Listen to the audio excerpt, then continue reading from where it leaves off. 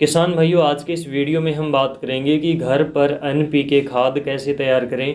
क्योंकि जो हम मार्केट से एनपीके फर्टिलाइज़र लेकर आते हैं वो काफ़ी ज़्यादा महंगा पड़ता है। जब से डीएपी और पोटास की कीमतों में बढ़ोतरी हुई है तब से एनपीके खाद के रेट भी काफ़ी ज़्यादा बढ़ गए थे।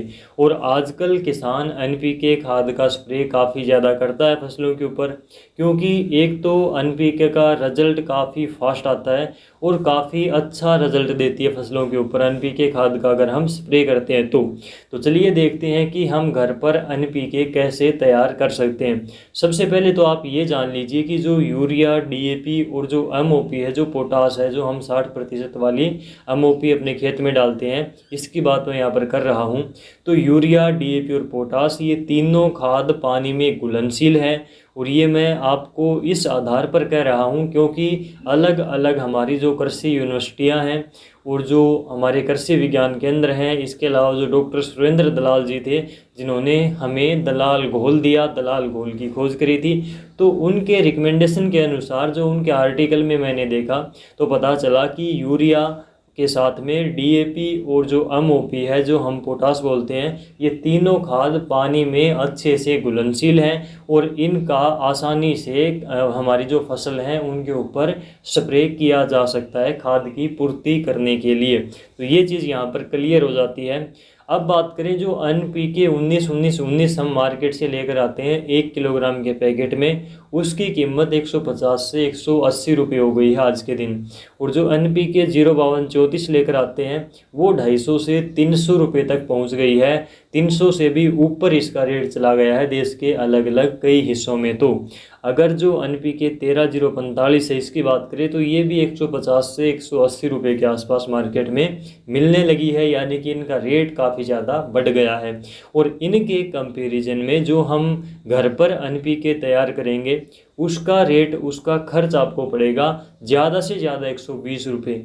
या फिर हम जो दूसरे कम्बिनेशन बनाएंगे यूरिया, डीएपी और पोटास से एनपीके 05234 के अलावा जो 19-19-19 है, 13045 है, 0050 है, तो अलग अलग कम्बिनेशन मैं आपको बनाकर दिखाऊंगा। तो दूसरे कम्बिनेशन 120 रुपये से भी कम खर्च में आपके तैयार हो जाएंगे।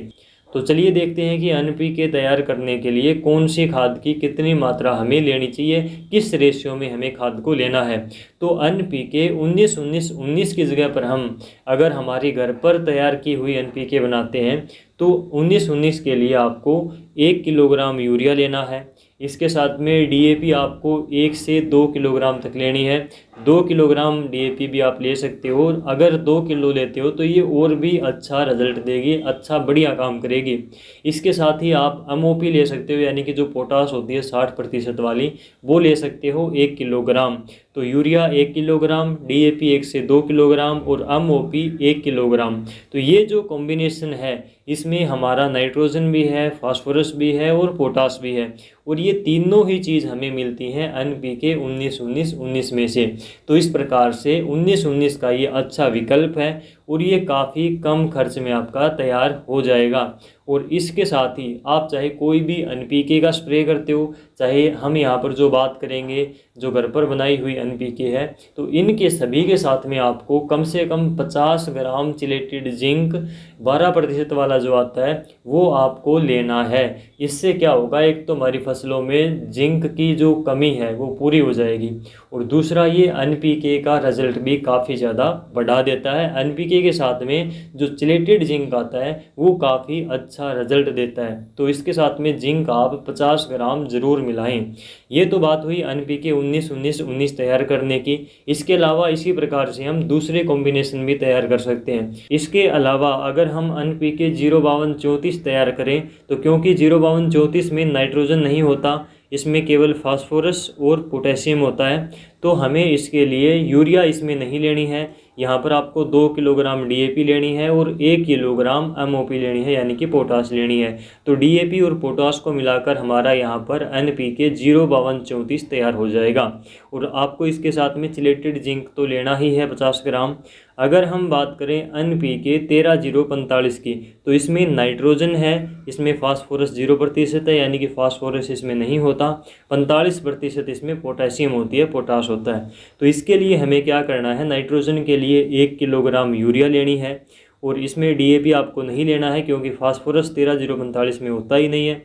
तो आपको MOP लेना है, पोटास लेनी है 1 किलोग्राम। तो यूरिया 1 किलोग्राम और 1 किलोग्राम पोटास, ये दोनों मिलकर आपका NPK 13045 का काम करेंगे। और इनके साथ में 50 ग्राम आपको चिलेटेड जिंक तो लेना ही लेना है।